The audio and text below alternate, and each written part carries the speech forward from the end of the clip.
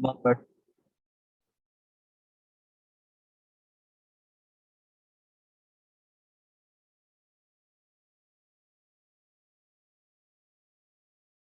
Nature of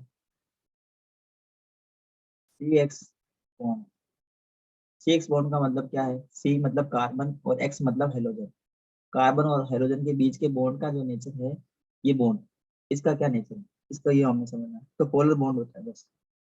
और जो हम हेलो एल्केन पढ़ेंगे, हेलो एल्केन, इसके अंदर ये जो कार्बन है वो sp3 हाइब्रिडाइज होगा। इसके बारे में ही हमें स्टडी करनी है। ठीक है, इसके बारे में हमें स्टडी करनी है। तो बहुत सिंपल है बेटा, ये देखो, ये कार्बन और ये हेलोजन, और ये कार्बन सिंगल बॉन्ड से कनेक्टेड है। इसका हाइब्रिडेशन sp3 रहेगा। बॉन्ड कैसा रहेगा? पोलर बॉन्ड है। इस पे पार्शियल नेगेटिव चार्ज, इस पे पार्शियली पॉजिटिव चार्ज है। Reason, due to high electronegativity of halogen group. Halogen group की इलेक्ट्रोनेगेटिविटी क्या होती है? हाई होती है as compare to carbon. Bond, bond कैसा होता है? पोलर। ठीक है, एक टेबल है वो मैं आपको शेयर करूंगा, जिसमें ये मैं बना देता हूँ। चलो मैं बना देता हूँ। जैसे एक ये लिखा मैंने, क्लोरोमेथेन, क्लोरोमेथेन, ब्रोमोमेथेन और आयोडोमेथेन, ये चार मैंने कंपाउंड लिखे हैं। अब इसमें देखो, इसका बॉन्ड लेंथ हम पढ़ लेते हैं। बॉन्ड लेंथ, बॉन्ड लेंथ का मतलब है कार्बन और क्लोरीन के बीच की जो बॉन्ड है उसकी लेंथ। तो ये पिकोमीटर में हम पढ़ेंगे बेटा, 139 पिकोमीटर। ये पीएम, पीएम मतलब पिकोमीटर। पिकोमीटर आपको पता होना चाहिए, 1 पिकोमीटर होता है 10⁻12 मीटर के बराबर। 1 पीएम इक्वल टू 10⁻12 मीटर होता है। ठीक है, कार्बन और क्लोरीन के बीच की जो बॉन्ड लेंथ होगी बेटा, वो होगी 178 पिकोमीटर। इसमें बॉन्ड लेंथ है 198 पिकोमीटर। और कार्बन और आयोडीन के बीच की जो बॉन्ड लेंथ रहेगी वो रहेगी 214 पिकोमीटर। तो आप मुझे बता सकते हैं इसमें सबसे छोटी बॉन्ड लेंथ है और इसकी बॉन्ड लेंथ सबसे ज्यादा है, ऐसा क्यों? रीजन है क्लोरीन और कार्बन। कार्बन की साइज तो कम है लेकिन क्लोरीन की साइज भी बहुत छोटी है। तो बॉन्ड लेंथ जो होगी वो भी क्या हो जाएगी? कम हो जाएगी। इसमें कार्बन की साइज कम है लेकिन आयोडीन की साइज बहुत बड़ी है, तो बॉन्ड लेंथ क्या होगी? बॉन्ड लेंथ क्या होगी इसकी? हाई होगी। बात समझ में आ गई? हाँ, अब जैसे बॉन्ड लेंथ ज्यादा है ना, जिस बॉन्ड की बॉन्ड लेंथ, जिस कंपाउंड की बॉन्ड लेंथ ज्यादा होगी उसको ब्रेक करने में एनर्जी भी कम देनी पड़ेगी। जितनी बॉन्ड लेंथ कम होगी उसको ब्रेक करने में एनर्जी भी उतनी ज्यादा देनी पड़ेगी। तो हम यहाँ पर पढ़ लेते हैं बॉन्ड एंथैल्पी। बॉन्ड एंथैल्पी का मतलब है the amount of heat, the amount of heat that is required to break 1 mole of compound। एक मोल कंपाउंड को ब्रेक करने के लिए जितनी अमाउंट में हीट की रिक्वायरमेंट होगी उसको हम क्या बोलेंगे बेटा? Bond enthalpy. ये किलो जूल पर मोल में आती है। तो ये इसकी है 452, फिर है 353, देन 293 और लास्ट में इसकी है 234। तो देखो बॉन्ड एनर्जी कंटिन्यू कम हो रही है। इसको ब्रेक करने के लिए सबसे ज्यादा अमाउंट में एनर्जी दे पड़ेगी।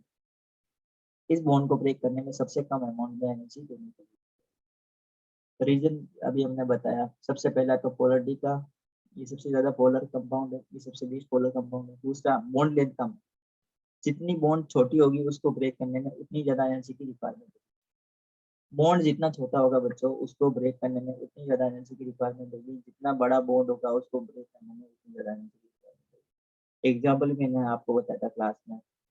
अगर एक हमारे पास में एक बड़ी चौक है जिसकी साइज बड़ी है, लेंथ उसकी साइज ज्यादा है, और एक दूसरी छोटी चौक है, लेंथ उसकी कम है, तो जो बड़ी चौक है उसको आराम से हम तोड़ सकते हैं। जो छोटी चौक है उसको तोड़ने में हमें ज्यादा मशक्कत करनी पड़ेगी, हमें ज्यादा एनर्जी लगानी पड़ेगी।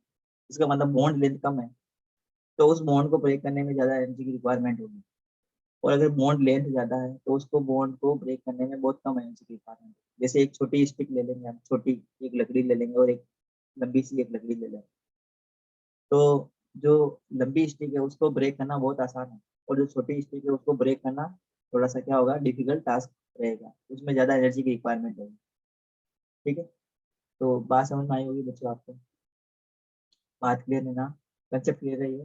अब हम पढ़ेंगे इंपॉर्टेंट पॉइंट की तरफ, जो है chemical properties of halo alkane. Halo alkane किस टाइप की केमिकल प्रॉपर्टीज होगा, तो ये मेनली 4 टाइप की केमिकल रिएक्शन शो करते हैं, मेनली 4 टाइप की केमिकल रिएक्शन शो करेंगे। सबसे पहला हम पढ़ेंगे इसमें न्यूक्लियोफिलिक सब्स्टिट्यूशन रिएक्शन, सबसे इंपॉर्टेंट रिएक्शन है इस चैप्टर की। तो हम टॉपिक है हमारा न्यूक्लियो सॉरी हमारा टॉपिक रहेगा केमिकल प्रॉपर्टीज या chemical reactions of halo alkane. मैं हेडिंग लगा देता हूँ। टॉपिक रहेगा हमारा केमिकल प्रॉपर्टीज या केमिकल रिएक्शंस भी बोल सकते हैं, chemical properties of halo alkane. बेटा ये देख के आप सभी बच्चे नोट्स बना लेंगे, मैं नोटबुक आपकी चेक करने वाला हूँ क्लास में। तो फर्स्ट टाइप की जो केमिकल रिएक्शन ये शो करते हैं हेलो एल्केन, वो है न्यूक्लियोफिलिक सब्स्टिट्यूशन रिएक्शन। इसको समझना बहुत जरूरी है, very very important reaction, nucleophilic substitution reaction. ये फर्स्ट टाइप की केमिकल रिएक्शन है जो ये देते हैं। सेकंड टाइप की केमिकल रिएक्शन हम इसको डिस्कस करेंगे बेटा। सेकंड टाइप की केमिकल रिएक्शन है एलिमिनेशन रिएक्शन। एलिमिनेशन रिएक्शन ये सेकंड टाइप की केमिकल रिएक्शन है जो हेलो एल्केन्स देते हैं। थर्ड टाइप की केमिकल रिएक्शन है बेटा रिएक्शंस विद मेटल। ये मेटल से रिएक्ट करते हैं, रिएक्शंस विद मेटल। और फोर्थ टाइप की केमिकल रिएक्शन है बेटा रिडक्शन रिएक्शन। कौन सी रिएक्शन है? Reduction reaction. ये 4 टाइप की रिएक्शंस हमें डिटेल में पढ़नी है halo alkane hello Erin chapter में। तो समझ में आई बच्चों, आज आपको मैं क्या बताना चाहता हूँ।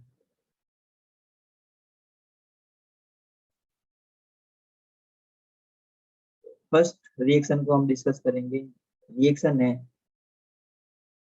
Nucleophilic substitution substitution reaction. Nucleophilic substitution reaction को शॉर्ट में हम लिखते हैं बेटा SN रिएक्शन। S का मतलब सब्स्टिट्यूशन, N का मतलब है न्यूक्लियोफिलिक। S का मतलब सब्स्टिट्यूशन, N का मतलब न्यूक्लियोफिलिक। इसको हम दो कैटेगरी में डिवाइड करते हैं। दो टाइप की रिएक्शन हमें पढ़नी है, SN1 reaction, SN2 reaction, SN1 and SN2 reaction. अब SN1 रिएक्शन क्या है, SN2 रिएक्शन क्या है? SN1 रिएक्शन का मतलब है nucleophilic substitution reaction mono nuclear, ठीक है। और SN2 रिएक्शन का मतलब है nucleophilic substitution reaction by nuclear, ठीक है। इसको हम डिटेल में डिस्कस करेंगे इसी चैप्टर के अंदर, और इसकी हमें मैकेनिज्म भी पढ़नी है। वापस से मैं बता देता हूँ, SN1 का मतलब है nucleophilic substitution reaction mono molecular. 1 का मतलब यहाँ पे क्या होगा, mono molecular. Nucleophilic nucleophilic substitution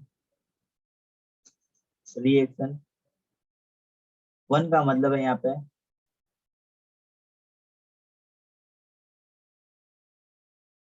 unimolecular, unimolecular. यहाँ पे SN2 की रिएक्शन का मतलब क्या है, न्यूक्लियोफिलिक रिएक्शन। 2 का मैं मीनिंग बता देता हूँ। यहाँ पे 2 का मतलब है यहाँ पे बाई मोलिकुलर। क्या है मतलब, बाई मोलिकुलर। तो दो टाइप के रिएक्शन हम इसमें डिस्कस करेंगे न्यूक्लियोफिलिक सब्स्टिट्यूशन रिएक्शन टॉपिक के अंदर। सबसे पहले हम पढ़ लेंगे न्यूक्लियोफिलिक सब्स्टिट्यूशन रिएक्शन का मीनिंग क्या है। तो आपको पता है कि जो हेलोजन होते हैं बेटा, ये जो हेलो एल्केन्स होते हैं उसके अंदर कार्बन और हेलोजन होता है। कार्बन और हेलोजन क्या होते हैं बेटा, पोलर नेचर में होते हैं। तो हेलो एल्केन में कार्बन और ये हेलोजन, हेलोजन को हम एक्स से रिप्रेजेंट करते हैं, ये कार्बन है, और ये कार्बन अदर कार्बन से इस टाइप से कनेक्टेड रहेगा सिंगल कोवलेंट बॉन्ड। एक्स यहाँ पे क्या क्या हो सकता है, एक्स में भी फ्लोरो, क्लोरो, ब्रोमो और आयोडीन। इन सबकी इलेक्ट्रोनेगेटिविटी कार्बन के कंपैरिजन में थोड़ी सी ज्यादा ही रहती है, ये मोर इलेक्ट्रोनेगेटिव होते हैं एज कंपेयर टू कार्बन। तो बॉन्ड कैसा होता है, पार्शली पोलर बॉन्ड होता है, ये हमने पहले ही डिस्कस कर लिया है। ठीक है, अब ये जो कार्बन है ये क्या रहेगा, पार्शली पॉजिटिव, और ये जो हाइड्रोजन ग्रुप है ये पार्शली नेगेटिव। ये रहेगा आपका पार्शली पॉजिटिव, ये रहेगा आपका पार्शली नेगेटिव। तो न्यूक्लियोफाइल अटैक करेगा, न्यूक्लियोफाइल, न्यूक्लियोफाइल अटैक। तो न्यूक्लियोफिलिक सब्स्टिट्यूशन में क्या करता है, न्यूक्लियोफाइल अटैक। अब आपको ये समझना है न्यूक्लियोफाइल क्या होता है। वैसे मैंने कल क्लास में आपको बताया था न्यूक्लियोफाइल। न्यूक्लियोफाइल को हम रिप्रेजेंट करते हैं NU से। यहाँ पे हम लोन पेयर भी लगा सकते हैं और नेगेटिव चार्ज भी लगा सकते हैं। ये न्यूक्लियोफाइल को रिप्रेजेंट करने का तरीका, दिस इज द न्यूक्लियोफाइल। अब न्यूक्लियोफाइल के पास में क्या है बच्चों, इसके पास में नेगेटिव चार्ज भी, इसके पास में नेगेटिव चार्ज भी हो सकता है, या फिर इसके पास में लोन पेयर ऑफ इलेक्ट्रॉन हो सकता है, लोन पेयर ऑफ इलेक्ट्रॉन। मैं क्या बोल रहा हूँ बच्चों, इसको ध्यान से समझेंगे इसको। तो ये मैंने बताया कि ये जो न्यूक्लियोफाइल है इसके पास में क्या हो सकता है, इसके पास में लोन पेयर ऑफ इलेक्ट्रॉन हो सकता है, इसके पास में नेगेटिव चार्ज हो सकता है। तो जो इसके पास में नेगेटिव चार्ज है या लोन पेयर ऑफ इलेक्ट्रॉन है, वो किसके कहाँ पे अटैक करेगा, वो हमेशा पॉजिटिव पार्ट पे ही अटैक करेगा। तो यहाँ पे इसका अटैक होगा, न्यूक्लियोफाइल का अटैक वाला पोर्शन कौन सा है, ये पार्ट। ठीक है, और ये जो एक्स है ना, यहाँ पे क्या अटैक करेगा, यहाँ पे इलेक्ट्रोफाइल अटैक, क्या अटैक करेगा, इलेक्ट्रोफाइल। तो यहाँ पे हमें इस रिएक्शन में हमें इलेक्ट्रोफाइल से कोई मतलब नहीं, हमें पढ़ना है न्यूक्लियोफिलिक सब्स्टिट्यूशन। तो आपको ये ध्यान देना है कि न्यूक्लियोफाइल अटैक कहाँ करेगा, ये आपको पता होना चाहिए, न्यूक्लियोफिलिक सब्स्टिट्यूशन। ठीक है, अब न्यूक्लियोफाइल अभी हमने बताया जिसके ऊपर नेगेटिव चार्ज है, तो वो क्या है, न्यूक्लियोफाइल है। या जिसके पास में लोन पेयर ऑफ इलेक्ट्रॉन मौजूद है, तो वो क्या है, न्यूक्लियोफाइल की तरह काम करेगा। बात समझ में आ गई आपको ये।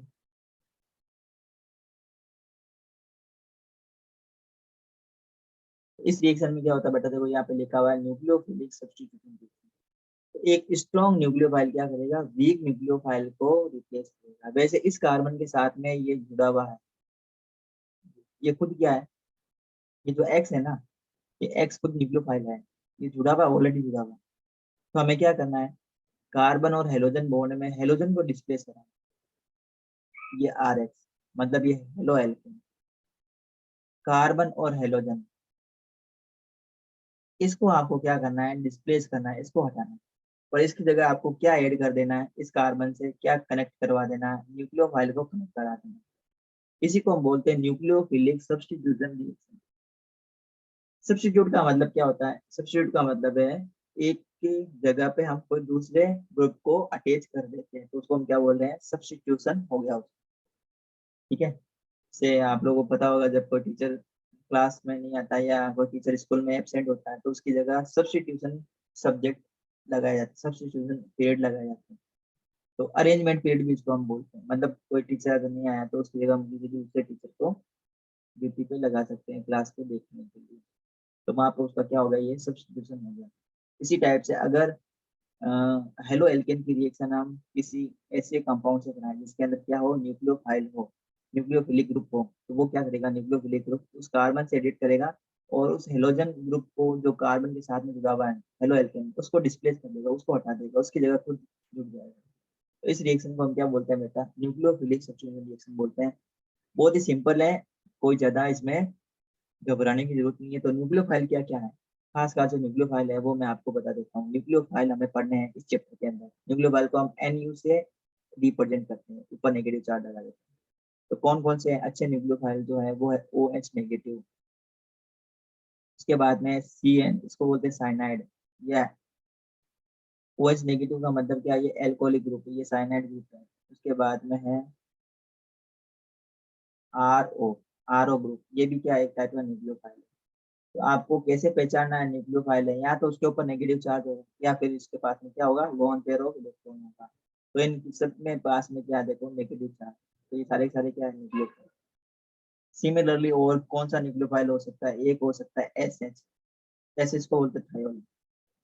और क्या हो सकता है, एक हो सकता है R C triple bond C negative, ये भी क्या है, न्यूक्लियोफाइल। इन न्यूक्लियोफाइल का अटैक कराना है इसके ऊपर हेलो एल्केन ग्रुप। ये तो हो गए सारे जिसके ऊपर नेगेटिव चार्ज है। अब हम पढ़ेंगे न्यूट्रल स्पीसीज जो न्यूक्लियोफाइल की तरह काम करती है। न्यूट्रल स्पीसीज मतलब इसके पास में नेगेटिव चार्ज नहीं होगा, सिर्फ लोन पेयर ऑफ इलेक्ट्रॉन होगा। हमने बताया न्यूक्लियोफाइल के पास में या तो electron, loan pair of electron हो सकता है या फिर नेगेटिव चार्ज। नेगेटिव चार्ज की एग्जाम्पल है। अब न्यूक्लियोफाइल जिसके पास में सिर्फ क्या है, लोन पेयर ऑफ इलेक्ट्रॉन, वो कौन कौन से हो सकते हैं, वो हो सकता है एक तो H2O। H2O के पास में लोन पेयर ऑफ इलेक्ट्रॉन होता है, two lone pair of electron. इसी टाइप से एमाइन NH2, इसके पास में नाइट्रोजन के पास में लोन पेयर ऑफ इलेक्ट्रॉन होता है। इसी टाइप से सेकेंडरी एमाइन जिसको हम लिखते हैं RNHR, ये सेकेंडरी एमाइन, इसमें इस नाइट्रोजन के पास में लोन पेयर ऑफ इलेक्ट्रॉन मौजूद है। और क्या हो सकता है, टर्सरी एमाइन जिसके पास में नाइट्रोजन के पास लोन पेयर ऑफ इलेक्ट्रॉन मौजूद है, ये टर्सरी एमाइन। ये मैंने लिखा R3N, ठीक है, लिखा मैंने R3N, ठीक है। Water primary amine, primary amine को हम लिखेंगे RNH2। ये सेकेंडरी एमाइन, टर्सरी एमाइन, सारे सारे क्या है, न्यूक्लियोफाइल। किस टाइप के हैं, न्यूट्रल न्यूक्लियोफाइल।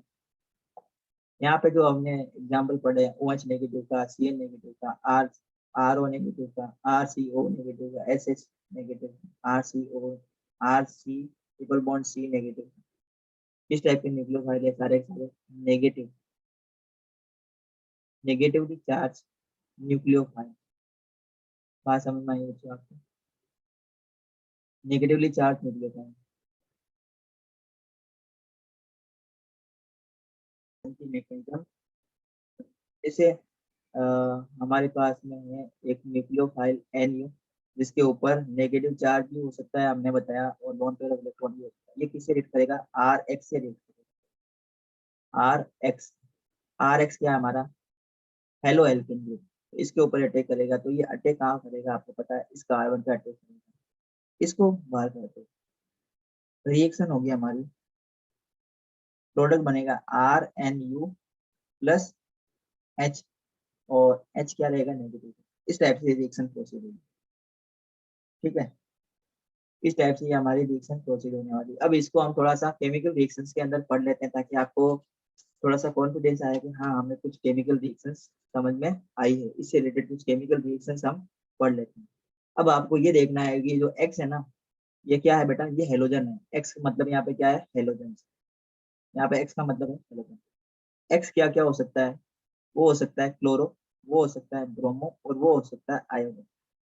अब सबसे अच्छा लिविंग ग्रुप कौन सा, लिविंग ग्रुप का मतलब होता है छोड़ के जाने वाला ग्रुप। सबसे अच्छा कौन सा है, मतलब कौन सबसे जल्दी इस कार्बन को छोड़ के चला जाएगा, निकल जाएगा एक्स के फॉर्म में। मतलब यहाँ पे एक्स को क्या क्या हो सकता है, वो क्लोरो हो सकता है, ब्रोमो हो सकता है, आयोडो हो सकता है। तो बेस्ट लिविंग ग्रुप हम अगर यहाँ पे हम देखें तो सबसे अच्छा लिविंग ग्रुप है आयोडाइड।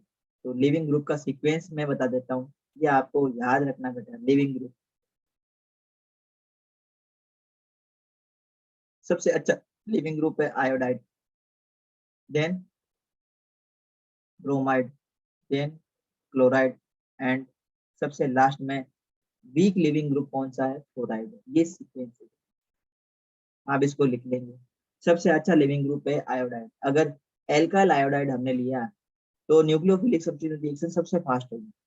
क्या हमने, मैं क्या बता रहा हूँ बेटा, अगर हमने क्या लिया है, एल्काइल आयोडाइड लिया, और हम क्या करवा रहे हैं, न्यूक्लियोफिलिक सब्स्टिट्यूशन रिएक्शन करा रहे हैं, अटैक करा रहे हैं। और एक हमने लिया है RBr, एक हमने लिया है RCl, और एक हमने लिया RF। तो सबसे अच्छी न्यूक्लियोफिलिक सब्स्टिट्यूशन रिएक्शन किसमें देखने को मिलेगी, इस कंपाउंड में देखने को मिलेगी। ये सीक्वेंस रहेगा।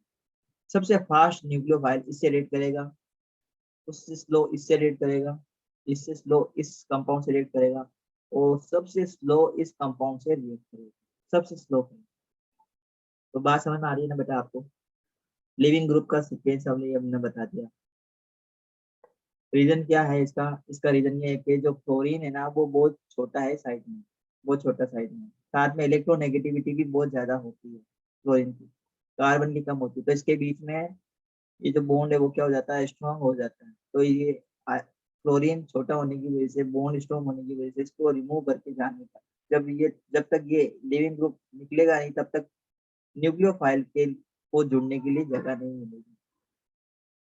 ठीक है, जब तक ये लिविंग ग्रुप निकलेगा नहीं, ये जब तक ये नहीं निकलेगा तब तक ये न्यूक्लियोफाइल अटैक नहीं कर पाएगा। आयोडीन की साइज बहुत बड़ी है, ये आराम से बॉन्ड ब्रेक कर लेता है क्योंकि बॉन्ड लेंथ ज्यादा होती है। हमने बताया था कार्बन और आयोडीन के बीच में जो बॉन्ड लेंथ है वो बहुत ज्यादा है। तो रिएक्शंस, जब भी केमिकल रिएक्शंस होती है, जब भी न्यूक्लियोफाइल अटैक करता है, तो इतनी रिएक्शंस उनको मिल जाती है, केमिकल रिएक्शंस के अंदर इतनी रिएक्शंस उनको इतनी एनर्जी मिल जाती है कि कार्बन और आयोडीन के बीच का जो बॉन्ड है उसको ब्रेक कर सके, क्योंकि कार्बन और आयोडीन का जो बॉन्ड है, बॉन्ड लेंथ क्या होती है, ज्यादा होती है। उस बॉन्ड को ब्रेक करना बहुत आसान है, आराम से वो बॉन्ड ब्रेक होगा। और जितना जल्दी बॉन्ड ब्रेक होगा वो क्या होगा, उतना ही अच्छा क्या होगा, लिविंग ग्रुप होगा। जितना अच्छा लिविंग ग्रुप होगा उतनी फास्ट वो न्यूक्लियोफाइल से रिएक्ट करेगा, मतलब जो रिमेनिंग आर है ना वो न्यूक्लियोफाइल से बहुत जल्दी रिएक्ट करेगा। कुछ हम यहाँ पे अब रिएक्शंस पढ़ रहे हैं बेटा। एक मैं आपको टेबल दूंगा, वो आपको लिखनी है नोटबुक के अंदर, आपको बनानी है, वो मैं टेबल आपको दे दूंगा, वो आप बना लेंगे। कुछ केमिकल रिएक्शंस पढ़ते हैं जो न्यूक्लियोफिलिक सब्स्टिट्यूशन रिएक्शंस पे बेस्ड है। तो सबसे पहले हम पढ़ेंगे substitution by hydroxyl group. First reaction हम पढ़ रहे हैं बेटा, ध्यान से देखेंगे, न्यूक्लियोफिलिक सब्स्टिट्यूशन रिएक्शन की। Substitution, substitution by hydroxyl group. अब आपको ये समझ में आना चाहिए कि हाइड्रोक्सिल ग्रुप क्या है। ये अगर आपको पता है तो ये देखो, हाइड्रोक्सिल ग्रुप का मतलब है OH ग्रुप। OH ग्रुप को ही हम क्या बोलते हैं बेटा, हाइड्रोक्सिल ग्रुप। रिएक्शन करवा देते हैं बेटा, रिएक्शन पढ़ लेते हैं हम, डायरेक्ट रिएक्शन पढ़ेंगे। ये RX, इसकी रिएक्शन अगर हम कराते हैं इससे, KOH से, एल्कोहलिक पोटेशियम हाइड्रोक्साइड, तो रिएक्शन होगी ROH। हमने क्या बताया, ये डिस्प्लेस हो जाएगा, इसकी जगह ये जो है ना, RO KOH के अंदर OH जो है ये न्यूक्लियोफाइल है, ये है न्यूक्लियोफाइल। तो ये अटैक करेगा कहाँ पे, इस कार्बन से, इसको बाहर कर देगा। तो ये किससे जुड़ जाएगा, इस के से जुड़ जाएगा, प्लस KX। अब मैं रिएक्शन बता रहा हूँ यहाँ पे, इसकी बहुत सिंपल सी एक रिएक्शन बता देता हूँ, समझ में आएगी आपको, और समझ में आएगी तो आपको अच्छा भी लगेगा। CH3 CH2, ये हमने लिखा है ब्रोमो एथेन। इसकी रिएक्शन हम करवा रहे हैं बेटा, किससे, एक्वस KOH से करवाएंगे। किससे करवाएंगे, एक्वस KOH। यहाँ पे ये एक बात ध्यान देंगे, यहाँ पे हम एक्वस लेंगे, एल्कोहलिक नहीं लेंगे। अगर हमने एल्कोहलिक ले लिया तो एलिमिनेशन रिएक्शन नहीं लेंगे, ये थोड़ा सा आपको ध्यान देना है। तो KOH लेंगे, वो कैसे लेंगे, एक्वस लेंगे। एक्वस का मतलब जो पोटेशियम हाइड्रोक्साइड है उसको पानी में डिसोल्व करके सोल्यूशन बनाएंगे। इसकी रिएक्शन हम करवाएंगे ब्रोमो एथेन से, तो प्रोडक्ट मिलेगा CH3 CH2OH प्लस KBr। बच्चों अगर आपको इस कंपाउंड का नाम पता है तो जल्दी से चैट बॉक्स में लिख के बताओ इसका नाम क्या है। जल्दी से चैट बॉक्स में इसका नाम लिख के बताएंगे।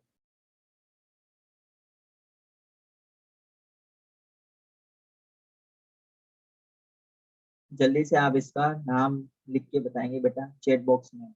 एथेनॉल, वेरी गुड, बहुत बढ़िया, एथेनॉल बन गया, बहुत अच्छी बात है बेटा। एक और रिएक्शन पढ़ते हैं, सिंपल सी रिएक्शन पढ़ रहे हैं, उसमें आपको प्रोडक्ट बताना है। मैं एक रिएक्शन लिख रहा हूँ, CH3 CH2 और यहाँ पे मैंने लिखा Br। इसके रिएक्शन हम करवा रहे हैं बेटा AgOH, सिल्वर हाइड्रोक्साइड से। इसका आपको प्रोडक्ट बताना है, प्रोडक्ट का IUPAC नाम भी बताना है साथ में। आप सिर्फ मुझे IUPAC नाम बता दो, चैट बॉक्स में लिखते हैं IUPAC नाम क्या होगा, जो प्रोडक्ट बनेगा उसका IUPAC नाम क्या होगा। हाँ, अभी तक किसी का आंसर नहीं आया है। जो प्रोडक्ट बनेगा इस रिएक्शन में, ये दोनों जब रिएक्ट करेंगे न्यूक्लियोफिलिक सब्स्टिट्यूशन रिएक्शन है यहाँ पे,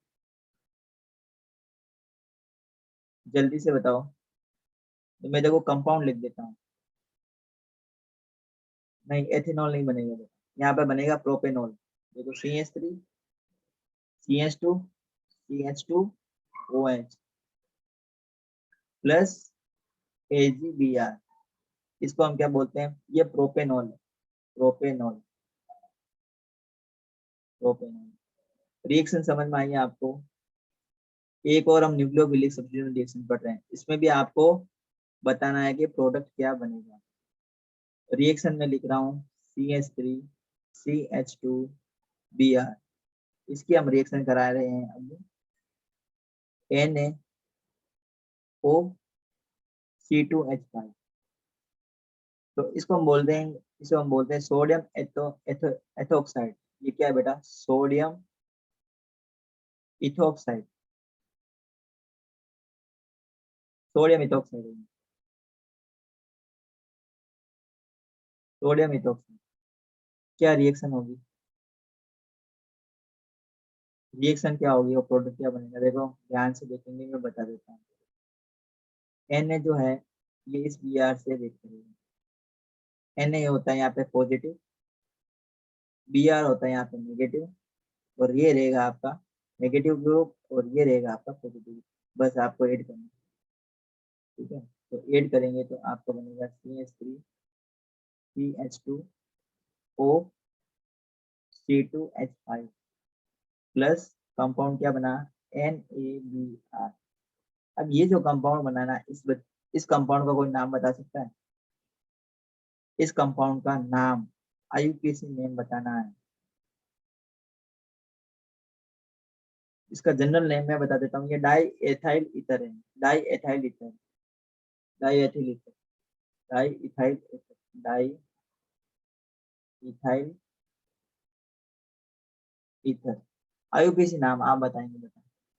इसको बोलते हैं एथोक्सी एथेन। क्या कहते हैं इसको, एथोक्सी एथेन। हाँ देखो विजय ने सही बताया, एथोक्सी एथेन। वेरी गुड, एक ही बच्चे का आंसर आया,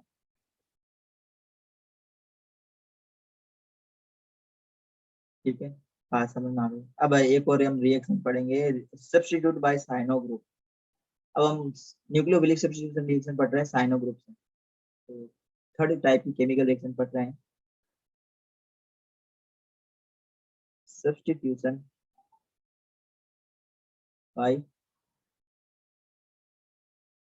साइनो ग्रुप, साइनो ग्रुप से सब्स्टिट्यूशन पढ़ेंगे। तो रिएक्शन में लिख रहा हूँ, डायरेक्ट रिएक्शन लिख रहा हूँ CH3I। इसका नाम बताओ बेटा, कंपाउंड का नाम बताओ जल्दी से, पहले आप कंपाउंड का नाम बताओ, क्या लिखा मैंने, इसकी रिएक्शन हम करवा रहे हैं।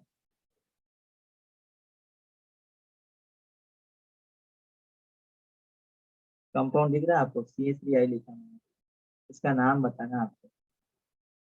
इसकी रिएक्शन करानी है हमें सीधी KCN से, रिएक्शन करानी है KCN से। KCN क्या है, potassium cyanide, potassium cyanide. KCN यहाँ पे क्या है, पोटेशियम साइनाइड। रिएक्शन जब हम कराएंगे,